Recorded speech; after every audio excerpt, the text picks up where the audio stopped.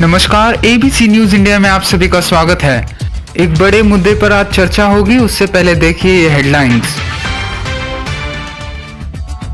11 तारीख को दोपहर 3 बजे प्रधानमंत्री जी की जो बैठक हुई थी, उस बैठक में लॉकडाउन को लेकर चर्चा हुई थी। इस चर्चा से ये संकेत मिला है कि राज्य में 31 मई तक लॉकडाउन बढ़ाया जा सकता है। आज पिछले 12 घंटों में 52 नए कोरोना के मरीज पुणे के ससुल हॉस्पिटल में मिले हैं। 170 के करीब कोरोना मरीज ठीक होकर अपने घर जा चुके हैं और 180 के करीब अब पुणे शहर में पहुंची कोरोना मरीजों की संख्या। अब 3300 के करीब कोरोना मरीजों की मौजूद संख्या। तो चलिए आज के एक बड़े मुद्दे पर चर्चा शुरू करते हैं। रिपोर्ट कुछ इस तरह सामने आई है कि पुणे से कई कंपनियों में काम करने वाले जो उत्तर प्रदेश के काम कर्मी हैं, उनमें से चंद कंपनियों में से इन कर्मियों को निकाला गया है। लॉकडाउन में सरकार की तरफ से कुछ खान पान की व्यवस्था इन काम कर्मियों को नहीं दी जा रही है और पुलिस प्रशासन की तरफ से इन्हें किसी भी तरह की मदद नहीं मिल पा रही है और इसकी वजह से ये सभी के बहुत हाल हो रहे हैं और यहाँ रहना मुश्किल सा हो गया है। ऐसा इन सभी काम कर्मियों के मामले सामने आ रहे हैं और इनका ऐसा मानना है कि इसी कारणवश ये अब महाराष्ट्र में ज़्यादा दिन तक सरवाइव नहीं कर पाएंगे। तो यही बात को लेकर पुणे से कई काम कर्मी यूपी बिहार की तरफ पैदल ही निकल पड़े हैं और उनकी बेरोजगारी की वजह से कई अनेक गलतफहमियों को अपने साथ लेकर चल रहे हैं। इसी मुद्दे पर आज चर्चा होगी। तो सबसे पहले ये समझ लेते हैं कि इन सभी काम कर्मियों के क्या समस्या है और इनके सरकार से क्या सवालात है, जानते हैं इस रिपोर्ट में। इस वक्त लाइन पर PCMC एरिया से हमारे प्रतिनिधि अब्दुल रज़ाक जी हमारे साथ जुड़े हुए हैं। अब्दुल रज़ाक जी, बताइए इस वक्त इस बात को लेकर के वहाँ के क्या हालात हैं और इन काम कर्मियों द्वारा सरकार की तरफ क्या सवाल खड़े हो रहे हैं, क्या अपील की जा रही है? अब्दुल रज़ाक जी।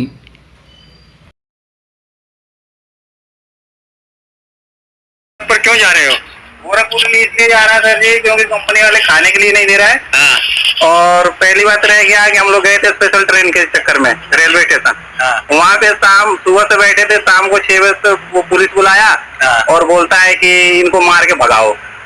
क्या बात है? हाँ, फिर हम लोग वहाँ से मार खाओ, अगर रुकना है तो या तो जान बचा के उधर से अपना निकलो। फिर हम लोग वहाँ से अब पैदल जा रहे हैं। अगर रास्ते में ट्रक मिल जाएगा, बस मिल जाएगा तो उससे अपना कुछ थोड़े बहुत पैसा दे करके जाएंगे। हमारा जो हिसाब भी निकल रहा था कंपनी में, वो हमारे को पैसा भी नहीं दिया कि हम अपने पर्सनल कोई गाड़ी भी कर सके। अभी पैदल कहाँ तक जाएंगे? पैदल अभी गोरखपुर तक का हमारा टारगेट है। गोरखपुर से आगे भी जाना है, मगर गोरखपुर तो एक ही रूट है हम सबका जाने का। तो वो वहाँ तक जा रहे हैं। रास्ते में जिसका जैसा आएगा वो अपना घर एडजस्ट होता चला जाएगा। इतना किलोमीटर आप जाएंगे, इतना लंबा, तो आप रास्ते में तकलीफ हो जाएंगे, खाने की तकलीफ होगा। तो ये समझो कि वो हमारे लिए अच्छा होगा। महाराष्ट्र में मरने से तो अच्छा है कि अपना निकल जाओ। जैसे भी लाखों हजारों इंसान जा रहे हैं, हम भी जा रहे हैं ऐसे। कितने लोग हैं आप लोग? हम लोग 30 से ऊपर थे, कुछ आधे पीछे अभी इधर और आदमी आया है। आप इधर जब काम करते थे उसने कुछ नहीं दिया आपको? सर जी, वो लोग खाने का नहीं देता है, ठीक है। और पहली बात की महाराष्ट्र में बीमारी सबसे ज्यादा है, ठीक है।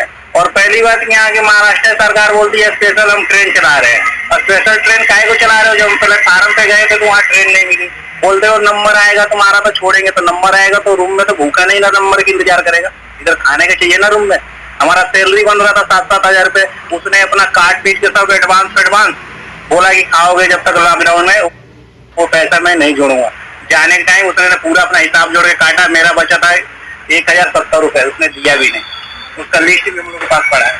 और कुछ तकलीफ है तो आप गवर्नमेंट को भी बता देना। गवर्नमेंट तो क्या है, बीजेपी सरकार है। इससे तो अच्छी कांग्रेस थी, जो कभी इंसान भूखा नहीं मरा था। वो खुद चोरी करती थी, लोगों को भी चोरी करके खिलाती थी, कैसे भी खिलाती, मगर इतना तकलीफ नहीं आया था कांग्रेस में। बीजेपी में तो समझो कि एकदम ही इंसान मर जाएगा, जीने कोई उसको वो नहीं है। बस सिर्फ ढोंग है कि मैं ये कर रहा हूँ, वो कर रहा हूँ, कुछ भी नहीं कर रहा। अब्दुल रज़ाक जी, शुक्रिया आपकी रिपोर्ट हमारे साथ शेयर करने के लिए। तो जैसा कि आप सभी ने सुना कि किस तरह इन सारे कर्मियों के अनेक सवाल उठ रहे हैं और क्या समस्या इनकी थी, पर ऐसी कई जानकारी जो इन कर्मियों को अभी तक नहीं पता है या फिर ये कभी इन समस्याओं का हल सही तरह से ढूंढने में सफल ना हो पाए होंगे, जो हम आपको बताएंगे इस रिपोर्ट में। पहला सवाल ये खड़ा हुआ है कि इस बेरोजगारी की हालत में सरकार इनके खान पान की व्यवस्था का ध्यान क्यों नहीं दे रही।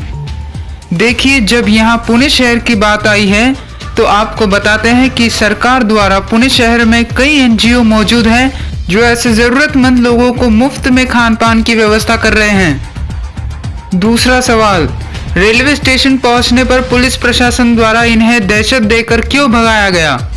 तो इस बात का जवाब रेल मंत्रालय ने पहले ही दे दिया था कि 13 मई से जब रेलवे के परिचालन की शुरुआत होगी उसी वक्त ये नियम लागू हो जाता है कि किसी भी हालात में जब तक आपको रेलवे द्वारा ऑनलाइन कंफर्म टिकट नहीं दिया जाता आप रेलवे स्टेशन तक आने की बिल्कुल भी कोशिश ना करें। आपको विदाउट टिकट प्रवेश करने की अनुमति नहीं दी जाएगी। यहाँ तक कि ये भी बताया है कि विदाउट टिकट जाते वक्त अगर रास्ते पर जो पुलिस प्रशासन जो दिन रात ड्यूटी कर रहे हैं तो उनके द्वारा भी आपको आगे जाने की इजाज़त नहीं दी जाएगी। यहाँ तक कि ये भी बताया है कि विदाउट टिकट जाते वक्त अगर रास्ते पर जो पुलिस प्रशासन जो दिन रात ड्यूटी कर रहे हैं तो उनके द्वारा भी आपको आगे जाने की इजाज़त नहीं दी जाएगी। अगला सवाल, रेलवे टिकट कंफर्म क्यों नहीं हो पा रही। जब 12 मई को शाम 6 बजे बुकिंग वेबसाइट खोल दी गई थी तब लिमिटेड बुकिंग होने की वजह से बुकिंग बहुत जल्द फुल हो गए और ये बताया गया कि जिन्हें टिकट कंफर्म नहीं मिल पाई उन्हें कुछ दिन वेट करना होगा। उम्मीद करते हैं कि आपके सवालों के जवाब मिल चुके होंगे।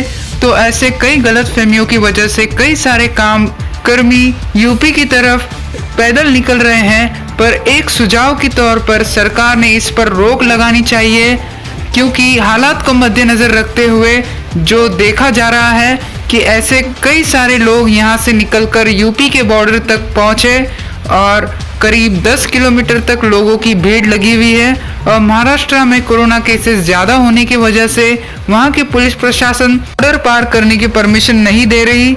सोशल मीडियाज पर भी कई वीडियोस वायरल हो रहे हैं और सोशल डिस्टेंसिंग का पालन लोग खुद नहीं कर रहे, वहाँ की पुलिस प्रशासन द्वारा ही हैंडल की जा रही है, जिससे कि वहाँ के पुलिस प्रशासन को यहाँ से निकलकर वहाँ लोग जाकर परेशान कर रहे हैं। तो ऐसी स्थिति को मद्देनजर रखते हुए ये अंदाज़ा लगाया जा सकता है कि क्या ऐसी हालात में पूरे भारत के कोरोना मरीजों की संख्या नहीं बढ़ेगी। जहां 60 से 70 हज़ार कोरोना मरीज देश भर में पाए गए हैं तो ऐसे में कई लोग कोरोना वायरस के शिकार हो सकते हैं। तो फिलहाल आज की चर्चा इस मुद्दे पर थी।